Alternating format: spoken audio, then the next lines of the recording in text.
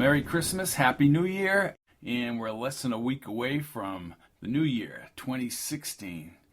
As we wind down the year, I wanted to include a few chapters of 1963, my book about the Kennedy assassination. I have stripped away some of the sci-fi and the preliminaries and gone directly to chapter 18, and have included around 3 or 4 chapters where Patch meets Johnny Roselli at Dodger Stadium. And because of his past association and saving of Roselli's life, Patch is dispatched on a specific mission that will allow him to trail Oswald through the end of the summer and into the fall, right up to the assassination of President Kennedy. Here is Chapter 18, 1963. Chapter 18, Private Reception Area, Los Angeles Dodgers, Los Angeles, California, Wednesday, July 24th, 1963, 7:11 p.m. Patch leaned against the glass. Besides seeing the playing field from high above the stadium, the buildings of Los Angeles pointed upward toward the tapering plain. Shari held a sombrero mixed by the bartender. Patch's golden beer bubbled in a glass on the side table. A diverse group of characters formed the crux of a loud jazz-induced party. The Dodgers players marching together as if they were part of a stage performance. Women in low-cut, tight dresses bounced around like errant pinballs in a fixed game. An unkempt large man with rounded eyes and a tan suit with a drinker's nose spun a handgun on a piece of yellow bond paper. He laughed as the crowd backed away and the gun pointed at Roselli. A serious-faced Roselli picked up the gun and tossed it to the man. Then he crumpled the paper and placed it on the waiter's silver tray. "Put it away, Bill." Then he mixed with the party guests, shaking hands as he worked the crowd like a politician. Somebody brought a vodka over ice to him. He spoke with the drink in his left hand as he gestured with the other hand. Patch stared at Bill, who secured his gun in a holster strap, as a woman in a red satin dress brought him a drink. "Double martini," she said, but the glass was already at his lips. "Double martini." Roselli stepped up to Patch and Shari. "Don't worry about Bill." "Was that gun loaded?" asked Shari incredulously. "He always carries a .38 Detective Special, fully loaded." Then he put his hand on Patch's shoulders. "I just bet the people in the Dodgers organization, Massey's men, that I would sit in the regular seats just like any other fan. I'll donate it to one of their charities." "Maybe they'll take your picture," said Patch. Roselli's face flattened like a newly pressed coin at the stamping machine. "No photos, Patch. Ever." "Yes, sir." "Anyway, I'm in the left field grandstands for Koufax's game tomorrow."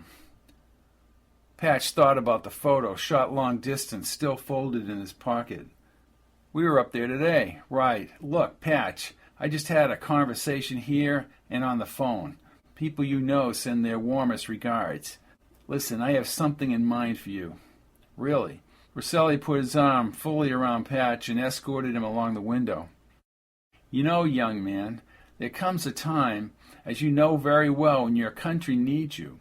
Last fall, the Russians almost brought us to the brink in Cuba. They want to take us over, Patch. That would not be good. See? You know what I mean, and I'm sure your new girl there knows, too." "Sure. The parties to be, my friend, want you for an assignment." "You mean work for you?" "No, not for me. A word to the wise. Stay away from Phillips, Hunt, and the intelligence boys. I'll let you know which individuals you can trust. If this works out, you'll be well taken care of." Bill moved with a certain swagger and transported a new drink out of the room.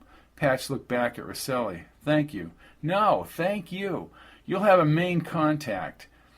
Roselli took a sip of the vodka and then the ice rattled in the glass. "They'll pay you $2,000 if this goes forward." $2,000?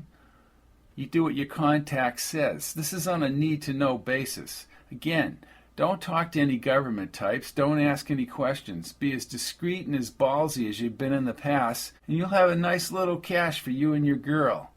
He leaned toward Patch. "Patch, You look older. I've been through a lot. Sure. Prison will do that to you. Lewis McWillie is the pit boss at the Bird of Paradise in Vegas. You drive to the Bird of Paradise tomorrow. After 10 p.m. tomorrow, specifically ask for McWillie. Tell them Johnny sent you. Your first contact is already in Vegas as we speak. Mr. Roselli, I don't know what to say. How about yes? Sure, yes.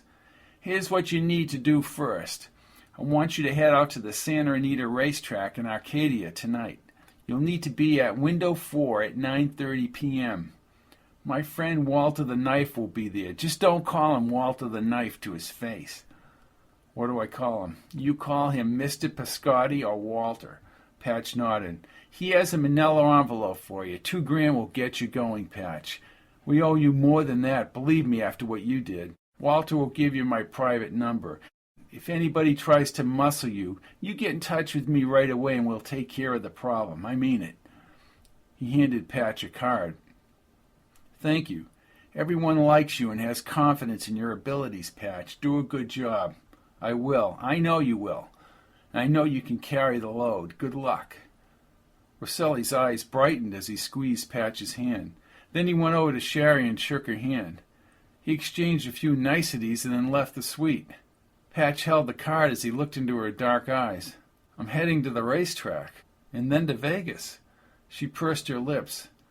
Roselli told me they had 2,000 waiting for me at the racetrack and more to come. What did you do? Kill somebody? Apparently I did something for him and his friends in the past. So I guess I'm going to pay you back, Miss Thomas. I guess so. And you should head back to Spokane. How will you get to Vegas? Bus? Plane? I have to meet this McWillie at the Bird of Paradise. They reached the outside lobby doors. Look, Patch, I can bring you to Vegas. It's on the way and I can head north after that. You want my opinion? He asked with a smile mixed with uncertainty. Her eyes moistened. What's your opinion? This is really dangerous stuff. They're paying me all this money and I have no idea why. We'll get a hotel somewhere on the way to Vegas and then you can head back to Spokane. Santa Anita Racetrack, Arcadia, California, July 24th, 1963, 10:22 p.m. She held his hand at the fence surrounding a fountain. A huge green pavilion, lengthy and several stories high, was highlighted by powerful spotlights. The flags along the roof blended into the night. He repeatedly checked the parking lot, even though he knew Moon could never know his whereabouts. A variety of casually dressed people darted around the noise-filled park. Aromas of food and cigarette smoke drifted into the lot as they walked toward the entrance. As they entered the grandstand, the race board's white digits blazed across the dirt track. He checked his watch. We still have a few minutes before we meet Walter the Knife, she said. Well, just don't call him Walter the Knife. Who, me? She smiled as they moved along with the animated crowd, but they did not sit down. He picked up the gold-framed Santa Anita program. On the cover was a man standing next to a horse in a fox hunt. Official program. You better wait till you get your 2,000 before you play the pony, sweetness. Patch grinned and looked at his watch again. Let's head down to the windows in Mr. Piscotti. A few minutes later, a short man with receding dark hair and black glasses stood near the fourth window. He wore a pinstripe, double-breasted navy suit and a red silk tie. When he spotted them, he motioned them with his head. Then he actually exited the pavilion. Walter the Knife waddled over to a magnificent, shiny new black Cadillac and got inside. The side door opened and Shari slid across the smooth leather ahead of Patch. The car had chrome molding and an elegant flare inside. Walter the Knife extended her arm past Shari and shook hands with Patch. He had a slight Italian accent. Walter Piscotti, pleased to meet you both. He reached into his back pocket and removed a bankroll of bills the size of a softball. A wood-handled revolver sat in a brown leather holster inside his open suit coat. One by one, he unfolded 20 $100 bills. He put the roll back in his pocket and fanned the 2,000. Then he slapped it into Patch's hands. Thank you. You know, I never had good luck at the track on a Wednesday or a Tuesday or Monday. I can make the money, but I can spend it too. Yes, sir. You and your lady, you have a good time. Place a bet for me in Vegas. I will, Mr. Piscotti. Johnny's other number, 913-1915. You got that? Shari finished writing on an envelope from her leather bag. Got it.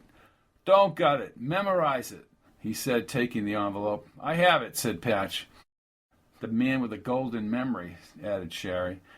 Patch squinted at her, but a slight smile moved up his face. I'm going to try one more race. What do you think? He asked Shari, squeezing her wrist.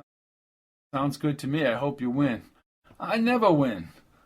Walter the Knife again laughed heartily and opened the driver's door. Patch exited with Shari out the side door. Walter the Knife raised his index finger. He likes you. Oh, he does he? Walter the Knife lightly tapped Patch's neck as he nodded. And you treat her good. He shook Patch's hand again, and then they headed along the fountain back toward the entrance. Did you see that bankroll, Patch? He held up the $100 bills. Chump change for Walter the Knife. They backtracked across the lot to the Impala. I don't have in the bank what he carries in his pocket. Man sounded as if we were going to get married. Slight problem, sweetness. What's that? I am married. Chapter 20. Las Vegas, Nevada, Thursday night, July 25th, 1963, 10:05 p.m. Shari had not mentioned what she would do after meeting with McWillie, and Patch did not ask. The cooler night air flooded across the white vinyl seats. Patch rolled up the side window halfway. The seaside chirping birds of So Much in Love by the Time slowly melded into the song. He snapped his fingers as the vocals kicked in. The Las Vegas lights, a burgeoning glow only a few minutes before, brightened like a new dawn out of the desert darkness. That's a nice song, Patch. I really like it. The Las Vegas Strip blazed with a neon barrage from hotel to hotel. Shari turned around as they passed the Sands Hotel. The blue light washed over her face. Imagine Frank Sinatra right in there. I'd like to hear him sing. I hear Sinatra is personal friends with President Kennedy. Patch nodded. I'll call Frank and tell him we'll be a little late because we have to meet with Mr. Lewis McWillie and check into the Bird of Paradise. You do that. He looked at her dark eyes and wide face flickering with each passing hotel sign. Her mouth opened at the next hotel, and she swung her eyes upward from the passenger window. A neon cowboy, 100 feet high, frontier, bigger than that milk bottle? Oh, yeah. She leaned to her right as a parade of glitzy hotels continued unabated. Patch signaled and turned into a shell station. I don't want to put you in danger. Sweetness, we're already in danger. The Bird of Paradise Hotel and Casino, Thursday night, July 25th, 1963, 10:17 p.m. Our lead story on July 25th, 1963. An incredible development in the nuclear age. The White House has announced that representatives of the United States, the United Kingdom, and the Soviet Union have signed the Partial Nuclear Test Ban Treaty. This document will lead to the eventual elimination of nuclear weapons tests in the atmosphere, outer space, and underwater. Signing the agreement tentatively approving were U.S. Undersecretary of State W. Averell Harriman, Soviet Foreign Minister Andrei Gromyko, and British Minister of Science Lord Hailsham in Moscow. Patch twisted off the radio. Hard to believe, she said. They've been detonating all that radiation for years. Kennedy is pushing this. I bet the military won't like it. He noticed a large bird attached to the roof, and the bright red letters Bird of Paradise were capped in a gold-frame marquee. Patch read the marquee out loud. Sammy Sleaze. I've seen him on late-night TV. I'd hate to be in the audience when he comes down there and starts his put-down routine. Sometimes he wears a devil's outfit and has a fake pitchfork. We'll pass on Sammy Sleaze. He pulled into a space along the brick wall. Two things. I'm a little anxious about this meeting with McWillie because I have no idea what I did for Roselli and his friends. What's the second thing? $2,000 a week? What the hell do they want me to do? You should have asked Walter the Knife. I think when you're with Walter the Knife, you let Walter the Knife do the talking. He opened the door and stepped into the cooler air. Huge, shiny cars whooshed by on the strip. People were on the move everywhere. He opened the side door. She grabbed his extended hands and stepped into the lot. The apricot top and tan Bermuda shorts she had purchased at the Vault in Santa Barbara fit her body snugly. Kennedy is a leader, Patch. Do you really think the Russians will keep their word about the test ban? She shrugged her shoulders. They have to. Look what happened last fall. Maybe you don't remember, but we had students at school filling fallout shelters last October. Even way up in Spokane? 90 million Americans almost died. Where were you before Spokane, Patch? I was on the cliff overlooking the river. I don't remember anything before that. They reached the elongated green canopy with bright red letters. The Bird of Paradise. Like a snippet of a movie, their reflection appeared just for a few moments in the hotel window. He liked the lightweight blue Hawaiian shirt and chinos she had bought him in a store 3 doors down from the Vault. I think you were definitely hypnotized. Probably by the government, because Roselli specifically told you to stay away from the government people. I agree. For some reason, someone doesn't want me to know who I am. Don't look at me. I'm a-losing the money at the track, she said, imitating Walter the Knife. Patch smiled as the bellhop in the green suit pulled open the glass door. He tipped his cap as they passed. The inside noise generated a whole new atmosphere. In the soft light clusters, gyrating gamblers yanked chrome slot machine levers. A combination of cigarette and cigar smoke floated through the lobby. Vegas is the place to lose money. Shari stroked her chin. I wonder what would happen to Moon if he tried to contact Roselli. Roselli would get him where it hurts. She smiled and looked up at him. You didn't mean what I thought you meant. Of course not. Moon doesn't have a pair. She giggled and dropped to her knees as she fully laughed. He held her steady as he waltzed up to the long walnut counter. The bald-headed guy in the gray tweed jacket tilted his head as he squinted disapprovingly at Shari. Then he faced Patch. Sir? Shari pressed her lips, but turned when she began another bout of silliness. Mr. Roselli said I should ask for Mr. McWillie. And you are? Patch Kincaid. The man twisted his lips at Shari, her back still toward him. Yes, sir, I'll be right back. Her eyes filled as she started again. She took deep breaths before she simmered down. We make a fine pair. Pair! Patch put some change in her hand and pointed at the slots along the wall. Why don't you try your luck? Good idea. Remember, you have to get 3, not a pair. Patch heard a few more bursts as he placed his palms on the counter. She pulled the lever on the center machine. The machine spun. She turned and shrugged her shoulders. I lost. You and Walter the Knife. Try again. She nodded and dropped the change into the machine. 1 oranges, 2 oranges, 3 Patch. She jumped around as if she were on a pogo stick, and the money poured onto the blue flowery rug. You lucky dog! Patch trotted across the rug and roared in laughter as he squatted down. He almost fell over, scooping up the money. When he finally looked up, a balding man with a square face and a pointed nose folded his hands. He wore a brown suit, thin green tie, and baggy pants. Cheaters will be prosecuted. No, I really won, said Shari. She helped Patch to his feet. I don't need the money. Can I quote you on that, Mr. Kincaid? He reached out his hand. I'm Louis McWillie. Patch closed his eyes and shook his head. Mr. McWillie, I didn't know. Thank you for meeting us. I got the word from L.A. yesterday. Listen, it's more relaxing down at the bar. Sure. This is Shari. She's with me. Shari gave a reassuring nod. With a quizzical expression, McWillie shook her hand. Shari, pleasure. Chapter 21. The Bird of Paradise Hotel and Casino, the Center Lounge, Thursday night, July 25th, 1963, 10:17 p.m. The waxwood bar extended far down into the main building.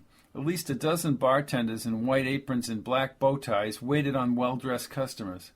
The lounge buzzed with cleavage-laden waitresses in black shorts, tiptoeing between the rounded tables like choreographed dances. A mixture of bass music from numerous sources shook the carpet. McWillie escorted them to an elevated table bench wrapped with a soft tan fabric. He lifted the white telephone receiver. "You tell Jack our guests have arrived." He set down the phone as a Filipino waiter in a white shirt and tie rushed over. McWillie faced Patch. "What can I get you to drink?" Patch looked at Shari. "Beer is good." "Make it 2, said Patch. "Make it 3, Puma," said McWillie. He leaned forward as the little waiter scurried away. "Patch, I had extended conversation with numerous associates.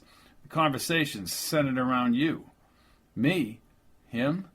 We have no idea where you've been for the last 2 years. I worked in Cuba, Patch, at the Sansui and the Tropicana. I know people in Cuba."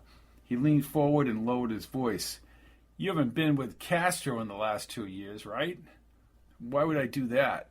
asked Patch, even though he did not know what McWillie was talking about. "Good. I was in Miami in 1961. I saw you from a distance even though you didn't see me. I know this guy Sanchez won't bother anyone thanks to your friend Mankiewicz. We owe you for arranging that. We owe you more than I can say." His blue eyes sparkled as he spoke. "We need surveillance done on a certain individual. Don't let him out of your sight." "Who is he?" McWillie sat up and the lines tightened on his forehead. "We all like you, Patch, but don't ask stupid questions. It doesn't matter who he is. What matters is what he's doing." A short man in a blue double-breasted suit held his hat as he approached the table. He had pinpoint eyes and a wise guy look. "How's it going, boys?" Then he saw Patch seated at the table. "Patchy! They told me you were alive. You son of a bitch! You—" "Jack, watch your language." McWillie motioned to the waiter. "Puma, get Jack a Coke." The waiter nodded and immediately headed for the nearest bartender. "Ma'am," Jack said, slightly bowing and tipping his hat. Patch had no recollection of meeting this man. "You look tired, Patch, like you've been through the ringer, like you've aged 10 years.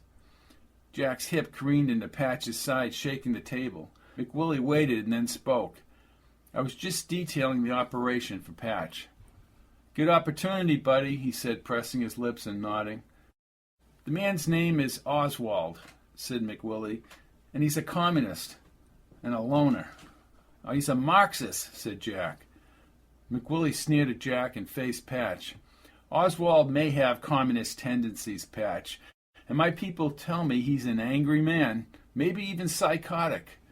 You know, the bad childhood, etc.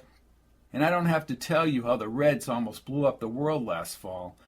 I'll tell you straight up, there are a lot of us in this country who never want to get our asses back to the wall again."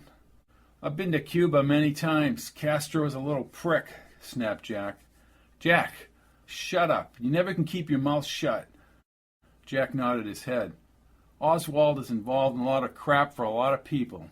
Jack will get you going. We want to know what this man is doing 24 hours a day. You will be paid $2,000 per report." "Via Jack?" asked Patch. No, you'll be paid via your post office box." Patch leaned toward McWillie. "If I have to keep track of this guy, how do I let you know?" "We had thought about doing it in writing, a journal. There's a better way. A 3.5-inch reel-to-reel. Jack will make the arrangements to get the recorder to you. You will describe exactly what Oswald does and where he goes. Street numbers, describe the people he's with. We'll take care of deciphering it. Just do your job and nobody will bother you." "That's exactly right. We want you to operate with impunity, Patch. When this operation is over, you'll have the opportunity for other operations. All above board, I assure you." Shari unfolded her hands. "Mr. McWillie, what if Oswald spots us?" "Make sure that doesn't happen. And I'll warn you both. The government wants to find you, Patch. They have no idea what happened to you 2 years ago, and they really want answers. Allen Dulles and General Cannell were fired because of the Bay of Pigs. Mankiewicz was released from Cuba after the missile crisis and is still being debriefed." Mankiewicz. Patch had that surge of emotion and memory glitch as he did when Kennedy's name was mentioned. "I'll make it a point to stay away from them all. Like I said, Dulles is gone and replaced by a Catholic, John McCone. Richard Helms is withholding everything and all the shenanigans in the Caribbean from his boss. If McCone knew he'd fire their asses, and so would Kennedy. All along they've held back the Castro assassination activities from McCone. These men are experts on covering up to their superiors. Plausible denial. Patch nodded his head. I understand. Good. Are you in? He looked at Shari. You don't have to check with me, Patch. Yeah, I'm in. McWillie shook his hand. That's fantastic. This will help us in ways you'll never know. He removed a red card with white lettering from his shirt pocket. If anyone gets on you, Patch, you call me directly at this hotel. What about Jack? McWillie raised his brow. Everybody has their role. Jack doesn't need his ass in a sling. Jack's eyes brightened up. Thank you. Unless things get screwed up. Jack choked on his Coke and ice. Hey, I don't need the squeeze. You know all the cops on the force, Jack. He turned back to Patch and Shari. My main point is you just do your job. Don't worry about anyone else. Keep it in all itty-bitty compartments, said Jack. Exactly. McWillie slid out of the booth without drinking his beer. Please thank Mr. Roselli. I will. He looked over to Jack. Jack will take over now. Good luck. Thank you. McWillie moved along the bar and soon blended in with the patrons. Then he was gone. Jack pulled his Coke across the table. Shari smiled at Patch. Where are we headed, Jack? You just follow me and Cleo. Cleo? Asked Shari. My wife, sweetie. I'm Shari. You brought your wife? Asked Patch. Well, my dog, Patchy. He reached in his pocket and removed a small gold case containing white pills. He quickly deposited the pill in his mouth and swigged the Coke. I'm just a little tired from the drive in Vegas. All in a day's work. I want to swing some laps and take in some boxing matches downtown before I go back. I wanted to be at the convention center on Monday, but I couldn't make it on time. What happened on Monday? What? Where have you been? Liston beat the living piss out of Patterson in the first round. We heard it on the radio. A wicked uppercut. Patterson couldn't even tie him up just as well. Drive all the way up here for a one-rounder? The bear is one tough boy. The bear? Asked Patch. Liston! They used to use him to make collections up in St. Louis. Nobody survived Sonny's uppercut. Then his eyes welled up. Problem is, he's on the stuff. Patch looked at Shari. Oh, you two are welcome to come with me tonight. No, I think we'll pass, Jack. Get some rest before the drive wherever we're going. Suit yourselves. He finished the Coke and then leaned back. He removed a prodigious roll of cash from his pocket. Patch noticed a small handgun. You know what the most important thing is in this operation, Patchy? What's that? You keep your mouth shut. Don't ask any questions, and you don't take any shit from anyone. You take the play away. What about pictures of Oswald? Hey, did anyone ask for pictures? Asked Jack as he slid from the booth. Look at you two. You go together like lemon and lime. Which one's lemon and which one's lime? Asked Shari. You figure that out. McWillie has rooms. Just go to the desk. I'm heading down to the convention center.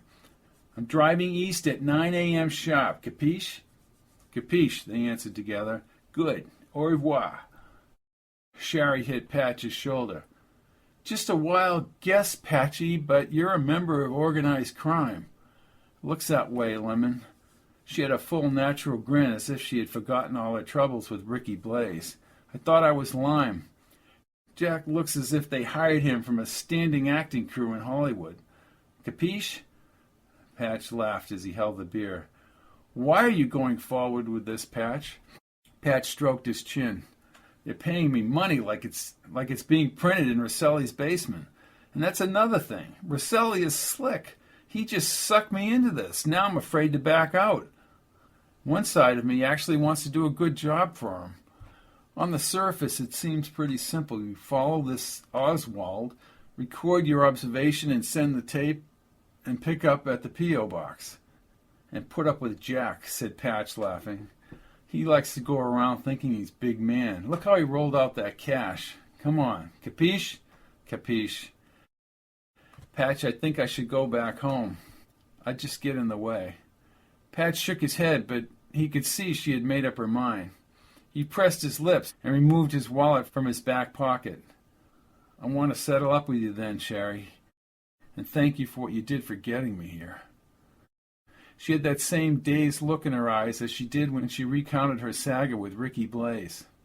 I just thought you were lost. You don't even know who you are. Well, at least I have a name. He handed her $1,000, and she casually looked through the stack of bills.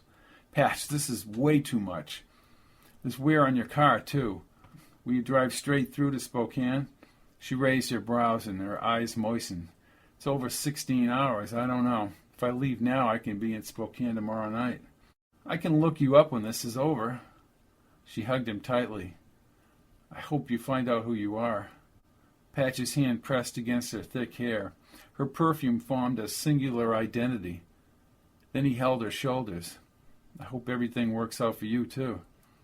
Thanks for listening to me. So, I guess this is it. He held her hands and focused on her eyes. Call me if you need anything, please. I worry about you, Patch. She closed her teary eyes, spun around, and headed back across the bar. Patch just stood by the booth for the longest time. He had no right to hold her back, but he just did not think she would head back to Spokane alone. Can I get you something else? Asked Puma. No, thank you. I'm going back to my room. Get some sleep. Chapter 22. The Bird of Paradise Hotel and Casino, Las Vegas, Nevada, Friday morning, July 26, 1963, 2:15 a.m. Patch reached for the phone near the radio clock and lifted the receiver to his ear. Hello, Shari? The line clicked and then went silent. Still groggy, he pushed the red button for the front desk. This is Mr. Kincaid in 104. Did someone just call the switchboard and ask for my room? Hold on, please. Patch closed his eyes as he lay back on the pillow. Mr. Kincaid, I have Miss Olson here. She took the call. Thanks. Hello, Mr. Kincaid, said the squeaky Miss Olson. A man just called a few minutes ago. He had a raspy voice. Patch sat up quickly on the pillows. What? Did he give his name? No, sir. Thank you. He hung up the phone, but when he heard rattling in the parking lot, he leaped from the bed. In his boxes, he pulled back the drapes. A shadowy form slithered along the cars toward an idling 18-wheeler parked diagonally near the fence. Two men were inside the darkened truck cab. Patch dressed quickly and dragged open the sliders in front of the drapes. The truck engine now idled close enough to smell the fumes. He darted between the parked cars and cut at an angle to a whitewashed stockade fence. The light in the cab illuminated the two men, probably truck drivers. He crouched behind a Buick near the huge truck. Moon might not have been in the area when he called the hotel. Patch would have to check with the front desk. He backtracked, and then he started toward his room slider. Dr. Alexander Moon stepped around a smaller truck. He gripped a rifle and pointed it directly at Patch. The distinctively hoarse voice halted him in the middle of the lot. Stop right there, Patch. What do you want with me? Oh, what do I want with you? Your plan has been foiled. You will not accomplish your mission. What mission? Who am I? Why has my memory been wiped? Moon walked closer and raised his gun. Your stalling tactics will do you no good. Goodbye, Patch. And Patch, I would have told you. Told me what? Finally figured it out. I know why he died. It was off the coast of Florida. Who? Gunfire echoed off the hotel walls. Moon's body lifted off the ground, and his weapon flipped across the lot. Blood surrounded the doctor's arms and spread on the asphalt. Two men in suits from the front of the hotel ran into the lot. Another man in a tuxedo swept in from the right. McWillie, in a black tuxedo, held a long-barreled handgun as he trotted behind the first two men. He's dead, Mr. McWillie. Is that Moon, Patch? Patch walked forward, perplexed by Moon's last words. Moon's gray hair flowed onto the asphalt. Yes, that's Moon. Good. He looked up at McWillie. Thank you. Who the Christ is Moon? Scientist. He thinks I had some kind of information and wanted me dead. McWillie turned to the turtleneck man. Bring him out to the desert. What's in the desert? Asked Patch. McWillie paused as if he was about to deliver an off-quoted line. There are graves dug outside of town just waiting for troublemakers. Understood. Close call, Patch. I told Jack to make sure you're armed. How did you know about Moon? McWillie grinned. You have guardian angels watching over you, Patch. The Bird of Paradise Hotel, Las Vegas, Nevada, Friday morning, July 26th, 1963, 8:30 a.m. He heard the phone ringing far away. The ring intensified. Patch leaped for the phone. Hello. Patchy, I'm ready to hit the road. Patchy, is that you? Jack, I'm just getting up. We had a rough night out there. So I heard. You should have called me. You were out. Oh, yeah. Listen, I've ordered breakfast for you in your room. That's nice of you. No problem. We've got a long ride. It's a one-way trip to Tipperary. Sorry about the broad. Me too. I'll be ready in a half an hour. By the way, your man in the moon guy, you know, the guy they plugged in the lot? What about him? He was looking for Johnny Roselli after Thursday's Dodgers game. He said he was your friend and asked where you were. Really? They told him to hit the road, but then they tailed him. Two things, Patchy. The word is out that you walked right in the parking lot and faced the bastard. Your operation is much too important for some dumbass to mess it up. What's the second thing? I got you at 38. Thanks. Don't mention it. Don't be afraid to use it if you have to. I take care of my friends and they take care of me. Capiche? Capiche. Somebody knocked on the hallway door. Patch hung up the phone. Then he unplugged the small lamp and removed the bulb and shade. He held it in the air. Who is it? Room service. He stared at the door and approached, gripping the neck of the lamp. Patch slid the chain and turned the lock. He raised the lamp and pulled back the door. In her light jacket, Shari stood with both hands on the handle of the food cart. I thought you might be hungry. He ran around the cart and hoisted her into the air. I so did not want you to leave. I couldn't leave you back here, Patch. Capiche? Capiche. He lowered her to the carpet. Then they came into a tender embrace. Her lips were smooth and sensual. When they broke, she had a huge smile. Then she shook her head. I got to some place called Pony Springs in the middle of nowhere. Patch let his hand glide along her thick, dark hair. The whole way out of Vegas, I was a wreck. Patch, I just couldn't leave. I didn't want you to leave. He placed his fingertips on her cheeks and kissed her again. Some things only happen once, Patch. I have no idea where this Oswald thing will lead. Two heads are better than one. Maybe there was a reason why you left last night. I don't understand. Moon. He came armed and ready to kill. McWillie's boys gunned him down in the parking lot. He was about to kill me. She hugged him again. Oh, Patch. He's dead. He said my plan was foiled and I wouldn't complete my mission. He said he had finally figured out why somebody died. It was something to do with the coast of Florida. That makes no sense. Well, to Moon, it made great sense. If I can understand what he meant, I might be able to unravel why I'm here and why I lost my memory. Jack counted something in the trunk of his Oldsmobile and recorded it on a clipboard. He turned when he saw Patch walking with Shari across the parking lot. Then he slammed the trunk shut. Well, how do you like that? Lemon and Lime back together again. Where are we headed, Jack? Just follow me. He threw the clipboard in the back seat and the dog barked. Did you tell her about Moon? He told me. What a relief. McWillie said he was a nutcase. That's an understatement, said Patch. Okay, Jack, you're in charge, the way I like it. As Jack shuffled over to his Oldsmobile, Shari grabbed Patch's shoulder. Patch, I've been trying to understand what Moon was talking about. Who died off of Florida? You're asking me? Do you think you shot somebody and they started running away from Moon? I remember Moon was chasing me. If somebody had died, I would have remembered that too. When Patch and Shari leave Galveston, Texas, the book really starts rolling as far as the surveillance on Oswald, and starts in New Orleans and trails him and the events and people leading up to the assassination of President Kennedy on November 22nd, 1963. I'm Robert P. Fitton, and I've been zooming into the past.